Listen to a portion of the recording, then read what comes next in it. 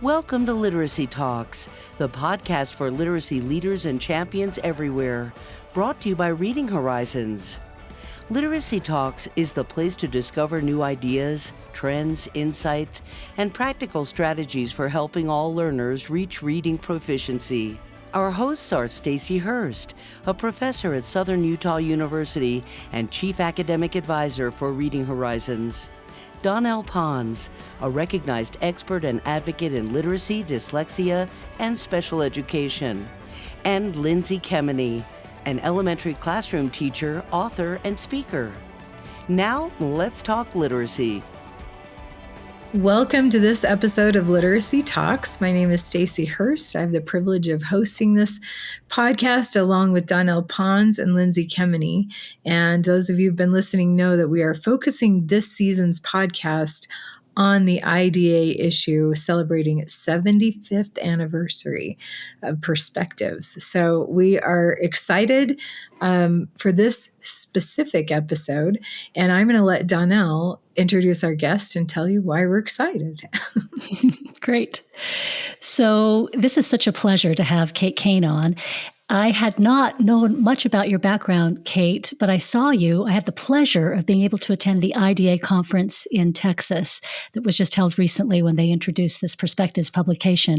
And then you took a piece, because you have an article in the publication. And boy, it was really good, just very, very good. I was so glad to be introduced to your voice. And I thought, everybody's got to hear from you.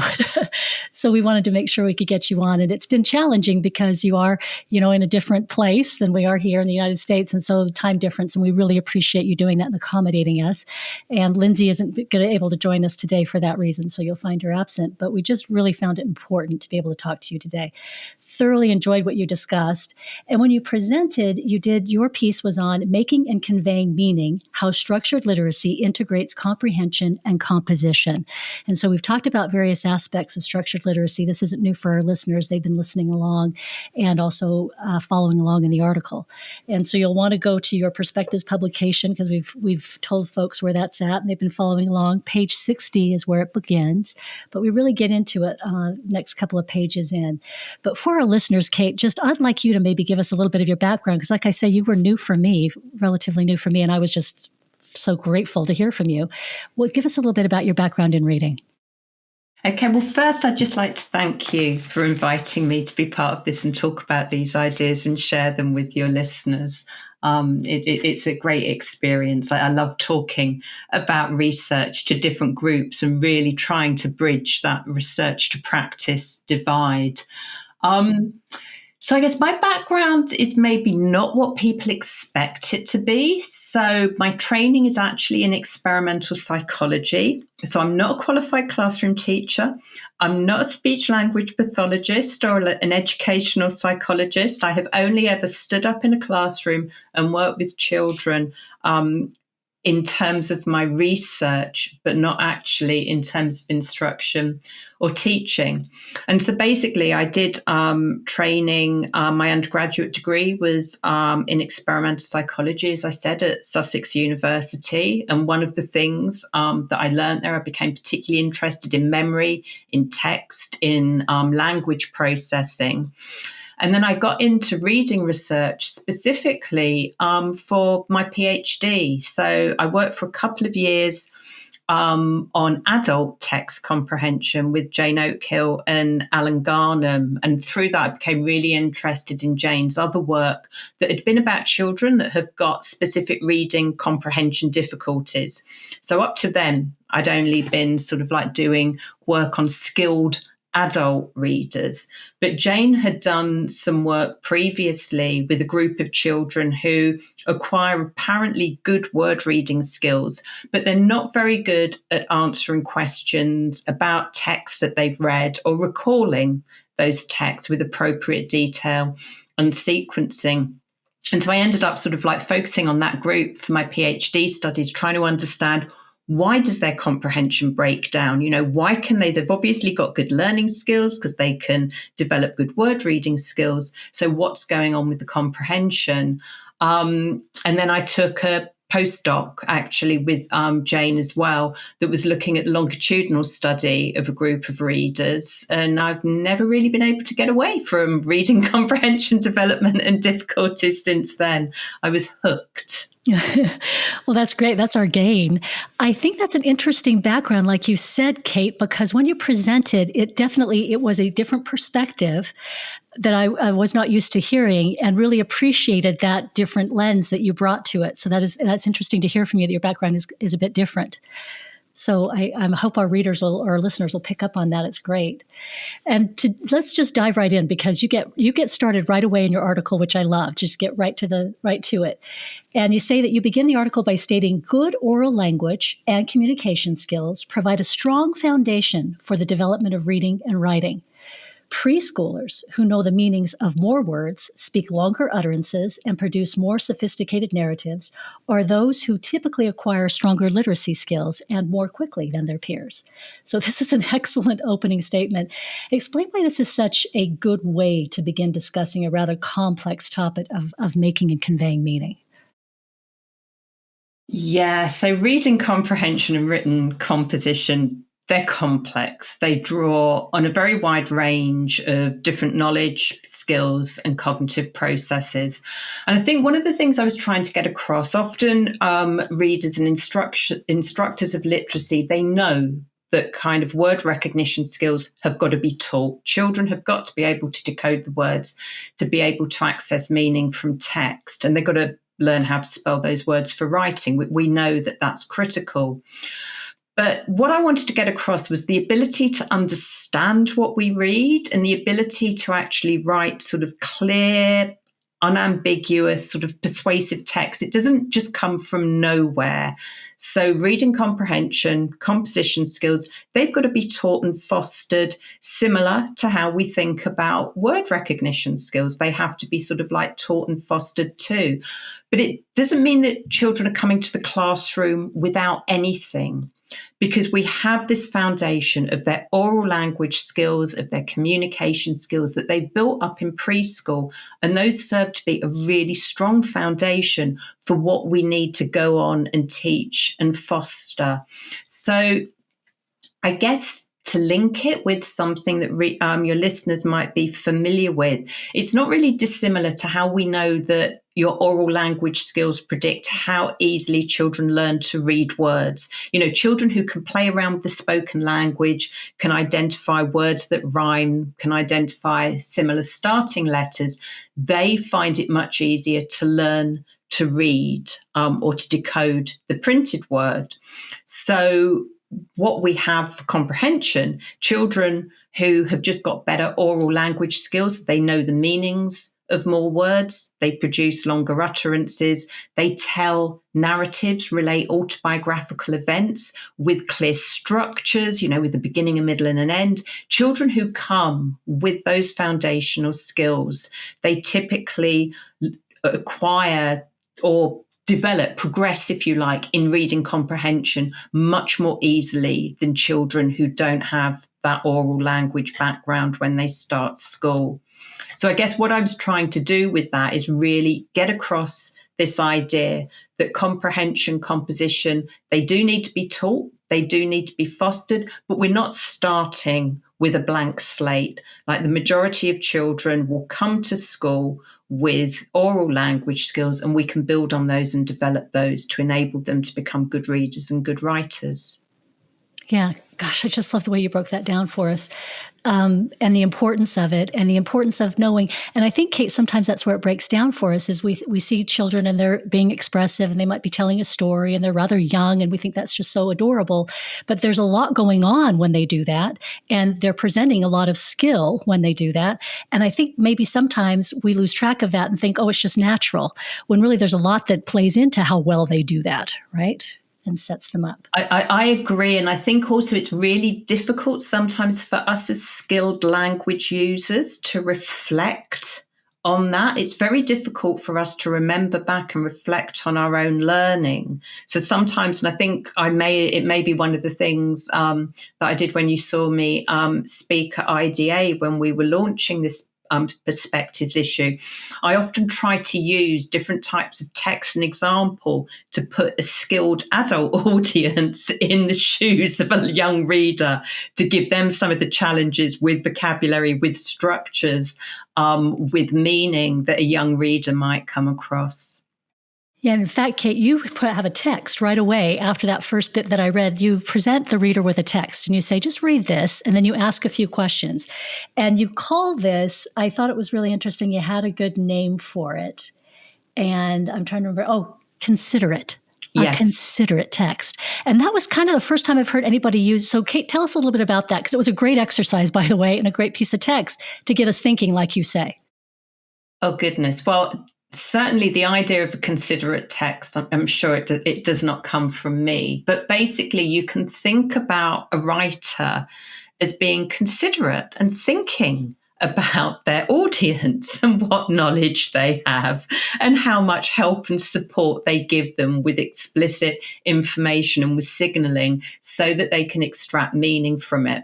So I had a series of questions after this text, and I'm allowed to call it an inconsiderate text because I wrote it deliberately to try and sort of like trip readers up. I mean, in fact, I actually adapted it from a text that had been used in a study of poor comprehenders many years ago by Nicola Yule and Trish Jocelyn, who I both know. But basically, in this text, what I was trying to get across was you can read the words on a page and you still may have to engage in some active effort to extract the meaning of a text. I've actually got the text here. Shall I read it out? Yeah. And then I could talk readers through what I was thinking, or your listeners rather. Sorry, I'm so obsessed with reading. I'm going to constantly refer to readers. But I can talk you through what I was thinking about, the ideas I wanted to get across with this text. So it's very brief. I think it's only 3 sentences long. So the text reads like this. Lily had been busy with her bucket and spade for hours. A huge wave crashed onto the shore just after she had completed the tower. On seeing that her day's work had been ruined, Lily started to cry. So the first question I asked was for a reader to think about, is this a considerate text or not? To try and get them into the process of thinking, how well did I understand it? But then some follow-up questions to really get them to probe them so they could think, well, did I really get that or not? So where was Lily? The setting of the story, that's not stated explicitly. What was she doing? Well, the activity, it's a bit vague and fuzzy, really, in what we're talking about. And what happened to make Lily cry? Typically in a narrative, things happen for a reason. There's a motivation for a character's actions. And so in this text, it doesn't state the setting. But there are clues here because we've got a wave and we've got a shore. So you might infer that Lily was at the seaside. I mean, she could be by a big lake, I guess, if it's got sufficient weather system. We've got words that could trip a reader up if they were not using the context to extract meaning. So, for example, the word wave, it doesn't mean a gesture here. It means sort of like a wave at the seaside. But that sentence starts off, it's a huge wave. So before you hear crashed onto the shore, you don't actually know whether that is somebody gesturing or not. And then there are details where the reader really needs to infer what is going on by drawing on their background knowledge and their general knowledge. So we have this obviously reflects my childhood, the fact that I've written about this. Many happier time on a cold beach with my bucket and spade making sandcastles. But, so there are these clues that if you have that background knowledge, as I do, that sort of a bucket and spade, it doesn't say that she'd completed a sandcastle, but it calls it a tower. You can use that information to understand that that was what Lily was doing. Again, this text doesn't state explicitly that the sandcastle was ruined or doesn't say that it was, kind of crashed by the wave. The wave crashed onto the shore. Lily's day's work had been ruined. By that, the reader can infer, the reason that Lily started to cry was not just this fuzzy idea that her day's work had been ruined, but that her glorious sandcastle, some magnificent tower, had been destroyed by the wave.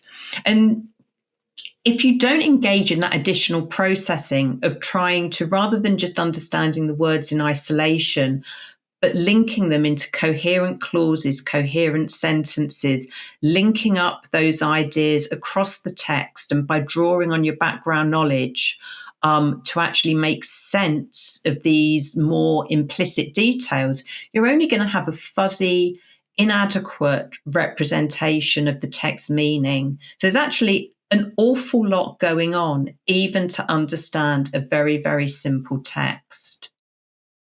That's interesting because, Stacy, you and I have had a conversation before, too, about the kind of text we put in front of students and our expectation for what we think the student ought to be able to accomplish with that. And, Kate, you are honing right in on this for us because you often see a great deal of text put in front of young readers, and people think just because the language has been simplified that, oh, that's good.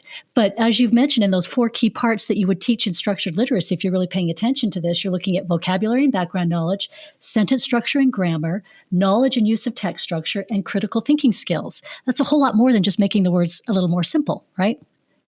Definitely. Most definitely. I think we often think about words. We think that if individual words are familiar or if individual words are decodable, then everything will be okay. And often also we have, there's a bit of a challenge, I think, when we use readability formula to identify whether or a text is easy to read or suitable for a particular age group, because that typically focuses on, those different formulae, they typically focus on word frequency and decodability and also sentence length. And sometimes two short sentences isn't always that helpful, because sometimes we actually have these signaling words that signal the way that 2 events or ideas are related, such as before and after, because, thinking those words can be very important. And if you don't actually have them in a text, but you've stripped it all out to have supposedly short, easy to read sentences, a child doesn't have that signal from the writer about how to link different ideas. So I think I like to think of them as sort of like processing instructions. And I think we really have to think, when we're looking at what we might call a simplified text, we have to go beyond the words and the length of the sentences, actually think about the ideas, think about that depth of processing and what it takes to truly understand what is going on in that text. And sometimes those readability formulas, they can't take into consideration the background knowledge of a student. So what they're bringing to the text as well, I think that puts it upon us as teachers and practitioners to be extra aware when we're asking a student to decode a text. Then are they prepared to comprehend it based on what we know about their background knowledge? Yeah, I fully agree, because a child who's got that background knowledge, they're not just going to find it easier to understand the text. They will find it easier to decode unfamiliar words because they can use the context to help them. But it also, I think, points to that idea that there are these different skills involved, and vocabulary and background knowledge are very, very important. But there are other skills within your sort of like kind of your battery, your toolkit as a reader that you can use to sort of like support and help you to extract meaning from that text. Educators and administrators know how important it is to close the gaps in foundational literacy skills for older learners. Reading Horizons Elevate is designed to help students in grades 4 through 12 and beyond master foundational skills they may have missed. By combining direct instruction with engaging age-appropriate software, Reading Horizons Elevate makes reading proficiency attainable for older learners. Helping students build a strong literacy foundation is key to unlocking success across all academic subjects. Visit readinghorizons.com/elevate to learn more. So interesting. And Kate, on page 63, you say something interesting. I think it aligns with this little conversation we're having. You say it is well established that books provide more rich, diverse, and advanced linguistic content than child-directed speech and everyday conversation. Thus, good oral vocabulary knowledge is not sufficient to support good reading comprehension. That right there could be a revelation for a lot of folks, because they assume if this child is very orally, prattling along, chit-chatting, and good at conversation, that's going to automatically help them in a text, but not necessarily, right? Yeah, so as I said at the start, having these good oral language skills, it's an essential foundation on which we can build.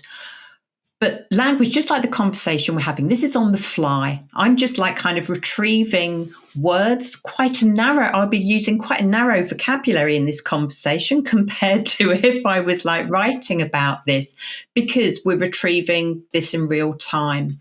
It might surprise people to know some of the differences that you have between written text and conversation.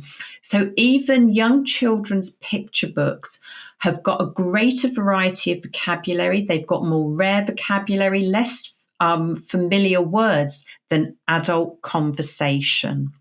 When we're talking, like kind of in conversation as a group of adults, unless it's sort of something very, very specific, we use this very reduced vocabulary. So children, as they're reading, they will come across words that may be very unfamiliar to them. I mean, it's a challenge, but it's the real opportunity that you actually have with written text, because a writer has time to think about what they're writing. They want to avoid repetition. They might be selecting very precise words for a particular nuance or shade of meaning. We get this very, very rich vocabulary that's used in printed books, even printed books for very young children.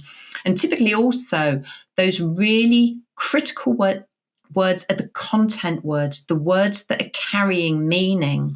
So I did an analysis of the language that had been used in a children's reading scheme, or rather correct, I did not do the analysis. Some other people did the analysis, and I read about it and wrote about it.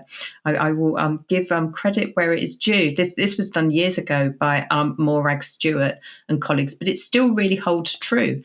And they found that a lot of those key essential words that you have in supposedly like fairly simple supported decodable reading schemes occur very infrequently, and they're very rare words. So how often do we talk about or read about dragons and princesses, for example? We do it a lot when we're children. Same with words like giant. But these words, they're not actually that familiar in like sort of standard vocabulary and conversation. But you get the same, I mean, it's not just with vocabulary where you can think about the language of books and written text being different. So in terms of thinking about sentence structures, the sentence structures we use in conversation and in, child-directed speech in particular are typically very simple. We don't use very many relative clauses, but relative clauses occur much more frequently in written text. If you think about a conversation that you're having with a child, or even if they were telling you back a story or telling you sort of an autobiographical memory, you're there to scaffold it. You're engaged in turn-taking. It's short bursts of language production, of conversation. It's very different to if a child was reading a text where you're integrating across different paragraphs, or if a child is like kind of, writing a text for an assignment where they're expected to connect up ideas across a paragraph. And they're doing it independently when they're reading and writing. It's not like sort of a scaffolded sort of like two-way conversation. But yeah, so you have some very, very critical differences between the language that we're exposed to in conversation and the language that we're exposed to in terms of print. But as I said, that also gives us an amazing opportunity.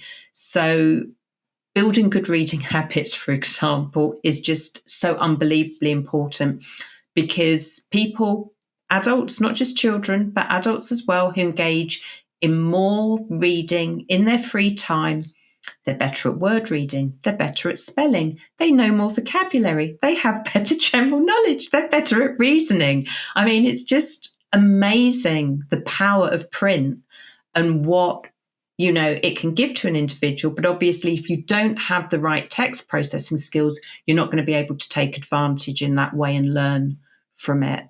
Yeah, so interesting, Kate. You were saying a couple of things. I think we make assumptions oftentimes about what we mean by background knowledge as well. Because you made a really interesting point about oftentimes the background knowledge might be able to help a student be able to interpret a text that maybe they're lacking a little bit in vocabulary.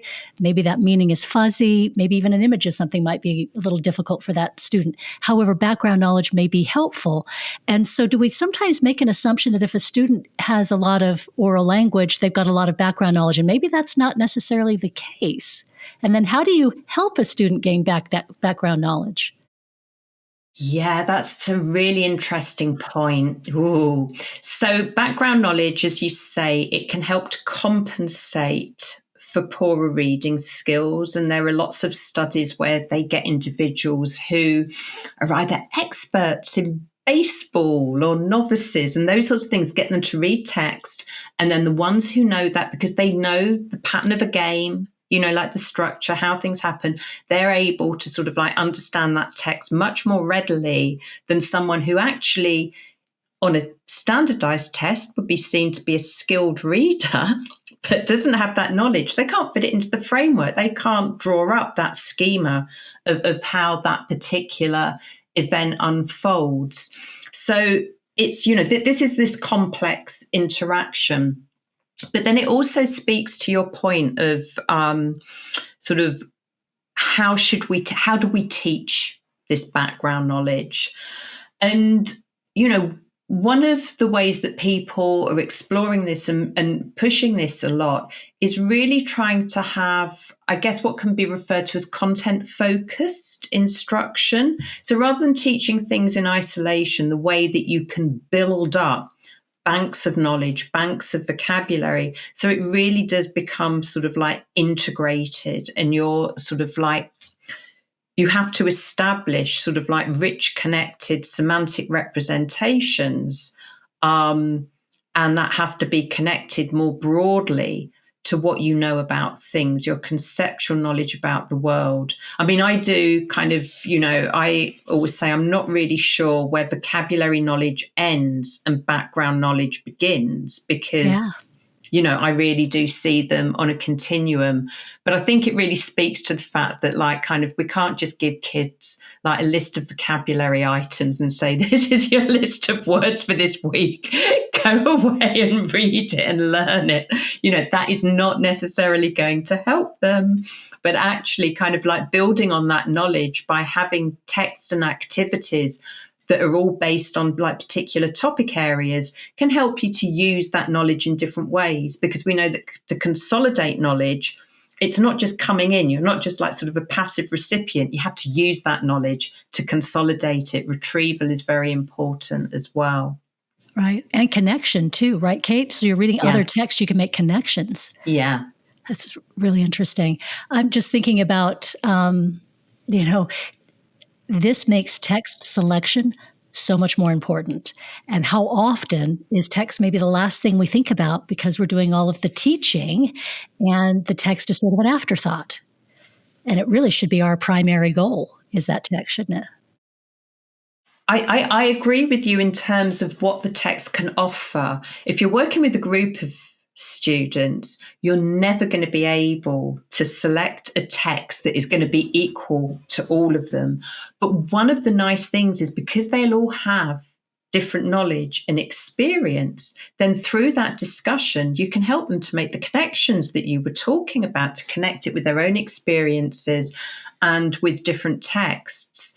But, there are so many. I think if you understand what is going on in constructing meaning from text, you can use almost any text to actually create a really interesting discussion and facilitate learning. But there is something to be said for, we do want to encourage children to be happy, successful, motivated readers and writers. So we do really have to think about sort of like our selection of texts, as you say, to really try and instill that enjoyment and to sort of like bring up the next generation of motivated readers. It's something that I think people are concerned about a lot in terms of how much time is spent outside of school in reading and writing activities.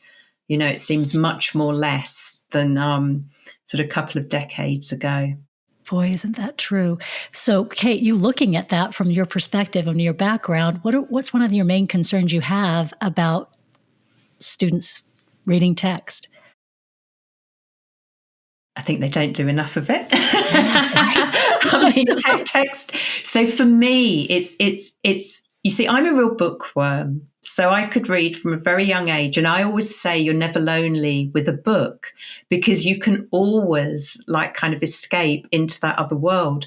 And I also see that books just open up so much knowledge and opportunities. So I can be a male medieval traveler. You know, I can get into like the shoes and the perspective of that character through a book. So I can experience all different types of cultures, of ages, times in history, emotions, you know, like different positions and attitudes and perspectives, because we don't always read books where we agree with the perspective of the author. So I think you can learn a lot from books. There are studies demonstrating how more with sort of like narrative reading in particular, it's actually important for emotional well-being. And so it can sort of like impact on your ability to empathize with other people, on sort of like insights into yourself. Obviously, you know, it can help you to relax, which is a good thing to do. So there are lots and lots of benefits from reading. I mean, the same is true with writing. And it's one of the things, I don't know what the situation is like in the US, but in the UK, we have there's a charity, the National Literacy Trust, that does an annual survey of literacy. And in the last one, they found that fewer than 3 in 10 children engage in writing in their free time. It's something that they might do in school, but they don't engage in writing anymore. They found that of those who did engage in writing, often they did it to like kind of relax. And I think to sort of like help them think through problems and their well-being. Maybe they were keeping diaries, but it's, you know, it's really, so it's not, you know, it's sort of like reading and writing, those general literacy activities are not something that necessarily features so heavily in children's free time. Yet, in today's society, more than ever, you've got to be literate to have sort of like educational success, but to have employment success. You know, you have to be able to fill in all of those forms to do your tax returns. You have to be able to understand really complicated information to sort of like make choices about healthcare, to like, you know, participate in democracy. You know, life is complex now. And actually kind of literacy is important, I think, more than ever. So, and it's easier if it's an enjoyable lifelong habit. So it's really sort of like trying to support children to see that there's a purpose to it, that it isn't just something that you do in school. It's not just something that is taught in school. It actually serves a much wider purpose, and maybe partly helping to connect it to these broader aspects in life, as well as just the enjoyment aspect, is a way for children to really sort of see that function and engage in literacy activities outside of school. Yeah, I love that you're mentioning that, because I think oftentimes as teachers, and I formerly taught first grade, now I'm teaching pre-service teachers, but I'm just making a note for myself to mention more often the importance we have as adults to instill that love of reading in our students. I think so often we're overly conscious of, can they actually read? That's the important thing. Can they decode? But there's no reason that we can't at the same time develop this love of reading and learning from reading that may help facilitate that. We might need to just start putting that on the map more often, right? Like, do our students love to read? And most of my students, to be honest, will mention that they don't like to read, and they're going to be teachers. So I think it's important that we can instill that in our students coming up. But if you think about a standard young child, standard classroom, or think about the family home, how often does a young child who is learning to read actually see an adult read? Yeah. They may engage in like shared reading activities and discussion, but children actually don't see us reading very often. We don't necessarily like show it and model it as an activity that we engage in our free time. Yeah, you are so right. And I know some teachers who will like kind of who do this in class, and they will sort of like, the children are like kind of there to do their sort of like read their book, do their silent reading on their own. And the teacher will sit at the front of the class rather than grading a lot of assignments, will sit there and read a book to actually demonstrate and try and sort of have some of that shared experience and be a good role model. Kate, I love that you mentioned that, because I taught creative writing for a bit for high school students, and we would write together. So I was writing as well. I would be engaged. I had my assignment as well. We'd all get the topic. We would share, and I would share. I'd share part of mine. And that really is that community sense and that leadership of, yes, I enjoy doing this as much as you should be enjoying doing this, I think is so important. So I'm glad you mentioned that. That's a lovely example. Yeah, I love that idea, like a community of readers, a community of writers. Yeah. And I was just thinking, Kate, of you talking about, do they see us doing this thing that we say we value so much, the reading and writing, but reading in particular, and thinking my best memories from childhood were memories of my mother who would, and when she had a free minute, she was very busy, she would race into her room. She had a book always on the go, and she'd get down on her bed and just start reading. She'd lie down a little bit, put her feet up. And I remember crawling in because I was young and resting my head in the crook of her arm while she read. And as she turned the pages, I could do that for hours just watching her. I couldn't read, but just the act of how engaged she was. And these are, as you say, they're really important moments, aren't they? Well, Kate, you've just been fantastic. I know you need to get to bed for one thing. I have to read my book. I always read before I go to bed. I can't get away from it. We don't want to cheat your reading time before bed. This has been a delightful conversation, though, Kate. We really appreciate it, and really got us thinking about some very important things that we've been hearing folks talking more about, and we're appreciative. And then when I saw you present, like I said, I just thought, our readers have to be introduced to you, our listeners, because it's so good. And I am dying to know, what are you reading right now? Yeah. What am I reading right now? I'm reading a very traumatic sort of like thriller by Louise Doughty. But I will say, if you're into reading, the book I finished before that, if you're really into reading and words and you like a bit of a mystery, then Susie Dent, Guilty by Definition. It's for like book lovers and wordophiles, whatever the true word for that is absolutely, it's about a group of individuals, I won't say much, but a group of individuals who work at an esteemed and established dictionary in Oxford.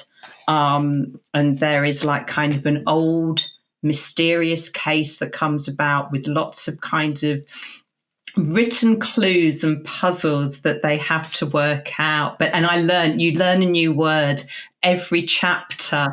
You learn like kind of a new word that has got often some quite ancient origins. So I think for people who like books and words, Susie Dent is Guilty by Definition is one to read. Well, that sounds good. Yeah, I just added it to my list. I know. So thank you. Me too. Yeah, it sounds great. And thank you so much for joining us, Dr. Cain. We've learned a lot from you, from your article and from this conversation. And I know I have been inspired to really help my students who are becoming teachers focus on what we need to do to model that comprehension, ability to comprehend the differences between written and spoken text, and why it's important for us to emphasize those with our students. So thank you so much. Well, thank you for this opportunity. I mean, I'm hoping that having this conversation and people being able to listen to it, it might help to put a little bit more detail and information, because we had a very challenging word limit when we were tasked with writing those articles for perspectives. They could have been 10 times the length, and it wasn't possible to get all of that information in there. But I'm hoping it sparks off discussion and interest in people. Yeah, it certainly would. And that is impressive. That's a good reminder that you did have limitations, because that was a very expert article that you wrote and fit a lot of really good information in with considering those limitations. Even that's great. Good job. Thank you. And we'll encourage our listeners to read and reread that article as well. I know every time I've read it a few times now, I do get a new nuanced understanding of something that is going to be really important to my career going forward in helping prepare our teachers. So thank you so much. And thank you to our listeners who've been joining us this season, and especially for this episode. And we hope to see you on the next episode of Literacy Talks. Thanks for joining us today. Literacy Talks comes to you from Reading Horizons, where literacy momentum begins. Visit readinghorizons.com/literacy talks to access episodes and resources to support your journey in the science of reading.